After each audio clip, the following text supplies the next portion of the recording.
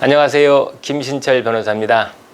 개인회생을 신청하고 개시 결정이 나면 채권자 집회기일이 정해지고 이날 법원에 참석하셔야 되는데요.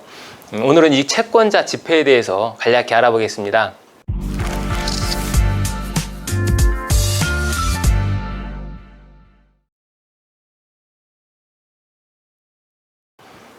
채권자 집회기일은 말 그대로 개인회생 채권자들이 모이는 날입니다. 원래는 그 채무자의 개인회생 사건에 이의가 있으면 채권자가 집회기일에 참석해서 채무자와 대면하게 만드는 절차인데요. 실제로는 채권자 집회에 참석하는 채권자는 그리 많지 않습니다. 대부분의 채권자들은 서면으로 이의신청서를 제출하고 있는데요. 서면으로 의견을 전달할 수 있기 때문에 굳이 집회에 참석하지 않는 거죠. 또 금융기관 입장에서 보면 개인회생을 신청한 수많은 고객들의 사건에 일일이 다 참석해서 현실적으로 이해한다는 것도 어렵다 보니까 채권자 집회기일에 채권자들을 만나는 일은 드뭅니다. 근데 여기서 꼭 주의하셔야 될 것이 있습니다. 채권자 집회기일에 채권자는 굳이 참석하지 않아도 아무 문제가 없지만 채무자는 반드시 참석해야 한다는 것입니다. 그래야만이 변제기간을 인가받을 수 있는 거죠.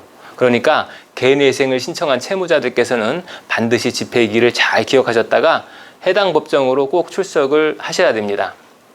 채무자 입장에서 보면 법원에 출석한다는 것 자체가 부담스럽고 두려운 일일 수가 있는데요.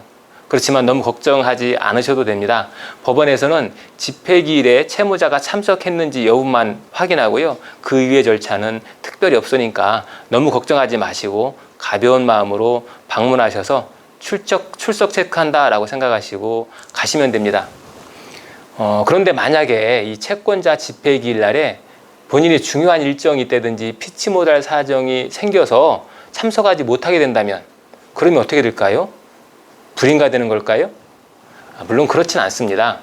보통 채권자 집회기일에 채무자가 불참하게 되면 법원에서는 채권자 집회기일을 새롭게 또 한 번 정해서 채권자들에게 통보하고 한 번 더 집회를 엽니다.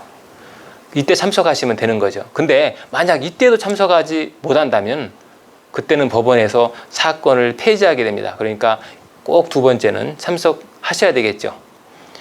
부득이 채권자 기일에 참석하지 못하게 될 경우에 그러면 어떻게 해야 되냐면 가급적 본인이 불참할 수밖에 없는 사유를 잘 대서 기일 변경을 신청하는 게 좋겠죠. 그리고 마지막으로 채권자 기일에 참석할 때 주의할 점이 또 있는데요. 그게 뭐냐면은 집회 기일이 지나면 변제 계획 안의 인가를 공고하게 되는데요. 만약 미납된 변제금이 있다고 하면 집회에 참석한다고 해도 사건이 불인가될 수 있습니다. 그렇기 때문에 채권자 집회기일에 참석하기 전에 밀린 변제금이 있는지 없는지 꼭 신경을 쓰셔야 합니다. 이렇게 인가를 받게 된 후부터는 특별한 사정이 없는 한 정해진 변제 계획 안에 따라서 잘 이행을 하시면 비로소 최종 목적인 면제까지 받게 되는 겁니다.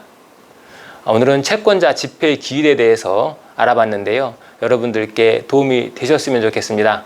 다음에도 유익한 내용으로 다시 찾아뵙겠습니다. 김신철 변호사였습니다.